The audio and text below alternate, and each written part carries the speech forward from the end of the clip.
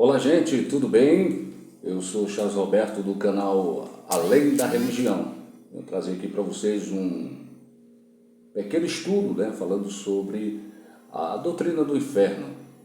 Todos vocês conhecem, mas só que de uma maneira, a gente vai falar de uma maneira diferente aqui nesse nosso canal Além da Religião.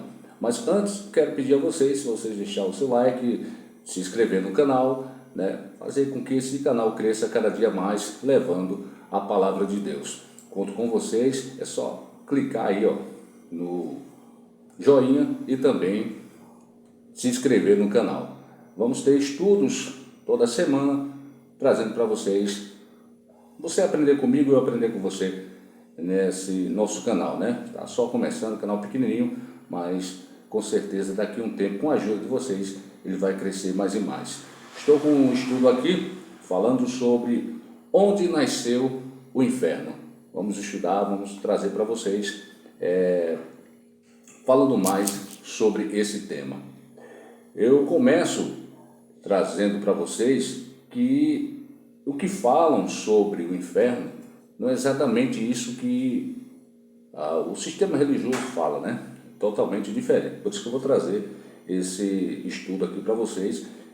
Depois trago mais outro estudo falando de outros temas, tá bom? Bom, falando sobre onde nasceu o inferno, o conceito de inferno, tal como o entendemos hoje, nem sempre existiu no pensamento religioso. Ele é, na verdade, uma construção teológica que evoluiu ao longo dos séculos, influenciada por diversas culturas, filosofias e, claro, pela própria experiência histórica das sociedades que adotaram e adaptaram essa crença. Quero te convidar, você internauta, a mergulhar nas raízes desse conceito, a compreender suas origens e a questionar o quanto ele realmente se alinha com os ensinamentos iniciais do cristianismo, tá bom? Ao analisarmos o inferno, devemos primeiro considerar o contexto em que essas ideias emergiram. Na antiga tradição hebraica, não havia um conceito claro de inferno como um lugar de punição eterna.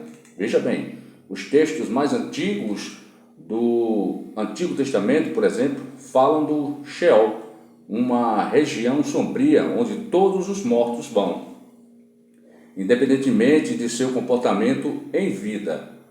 Esse lugar não era um tormento eterno, mas sim uma espécie de existência sombria e inativa, sem alegria ou sofrimento, onde os espíritos residiam após a morte, esperando a ressurreição, que é chamada a segunda morte.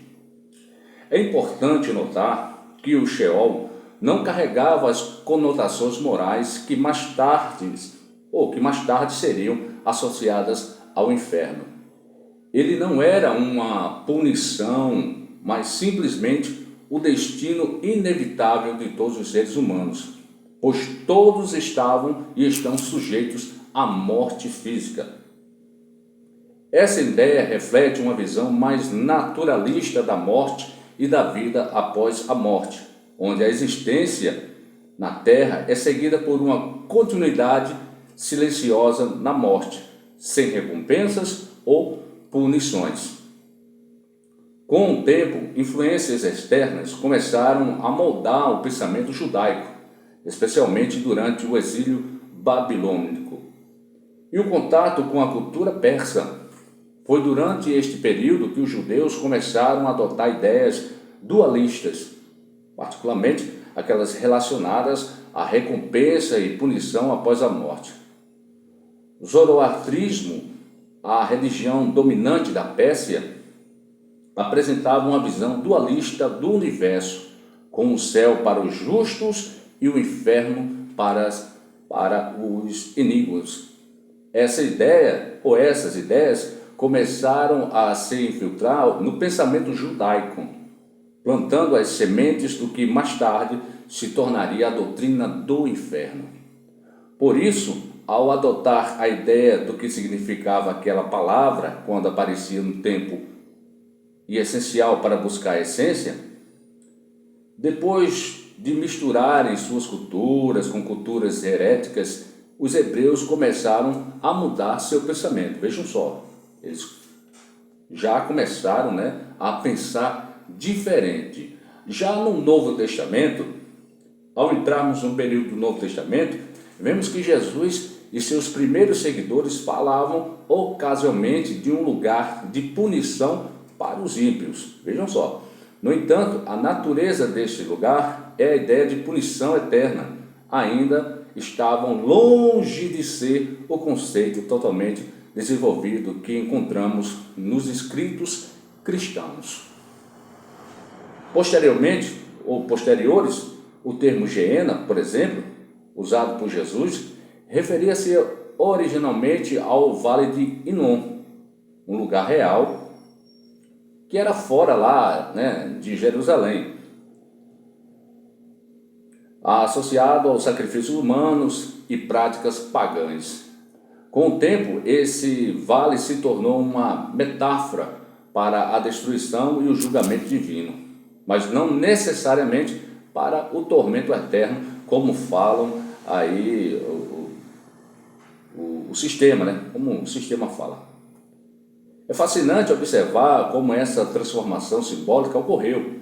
Jesus utilizou o termo Geena, olha só, Jesus utilizou o termo Geena para alertar sobre o julgamento de Deus. Mas ele não detalhou explicitamente que esse julgamento envolvia tormento eterno e o juízo para nós preteristas completos. Já se deu por completo, isso quer dizer lá no ano 70, Na verdade, muitos estudiosos argumentam que Jesus falava mais frequentemente de um julgamento que resultaria em destruição ou aniquilação, e não em sofrimento interminável. Isso sugere que o inferno, como punição eterna, foi uma extrapolação teológica posterior, moldada por séculos de desenvolvimento doutrinário. No entanto, não podemos ignorar que essas ideias se cristalizaram e ganharam forma mais sólida com o surgimento do cristianismo primitivo e, posteriormente, durante a Idade Média, Foi nesse período que o conceito de inferno, como conhecemos hoje, um lugar de tormento eterno para os pecadores, realmente começou a tomar a forma. A igreja, em sua crescente espiritualização, encontrou na doutrina do inferno uma ferramenta poderosa para moldar o comportamento dos fiéis, utilizando o medo do tormento eterno como um meio do controle e disciplina moral. Realmente é o que ensinam hoje, O que ensinam que o inferno existe, que é o tormento eterno, e fazem medo às pessoas, para ser mais exato, Para ser mais exato. Mas vamos continuar aqui o estudo. Esse uso do inferno como instrumento de poder merece uma análise crítica. Veja só, a igreja medieval, ao adotar e disseminar essa doutrina, reforçou a ideia de que o sofrimento eterno era uma punição justa para os pecados cometidos em vida. Sermões, textos teológicos e até mesmo a arte religiosa da época refletiam essa visão terrível do inferno, com essas gráficas de demônios atormentando as almas dos condenados. A doutrina do inferno, ou a doutrina, foi sem dúvida eficaz em incutir medo, mas devemos questionar se essa interpretação realmente se alinha com os ensinamentos de Jesus sobre o amor, o perdão e a redenção. Será? Será que se realinha mesmo? Ao longo deste pequeno artigo, que estamos lendo, mais exato, desculpe. Por fim, ao refletir sobre a história do inferno, é crucial que nos perguntemos como esta doutrina impacta nossas vidas e crenças no dia de hoje. Será que ela nos aproxima de uma compreensão mais profunda da justiça divina? Ou será que ela perpetua um medo que obscure a mensagem central de amor e redenção que está no coração do Evangelho? é verdade? Para nós terminar o nosso estudo de hoje, vamos concluir dizendo o seguinte: assim, ao concluir este artigo, deixo a vocês, leitor, a tarefa de continuar essa reflexão, ou essa reflexão. Deixo com vocês, internautas, que estão aí me vendo, que estão me ouvindo. O inferno, como qualquer conceito teológico, é multifacetado e complexo, não é verdade? Ele pode inspirar temor, mas também pode nos levar a uma compreensão mais profunda das questões morais e espirituais que enfrentamos.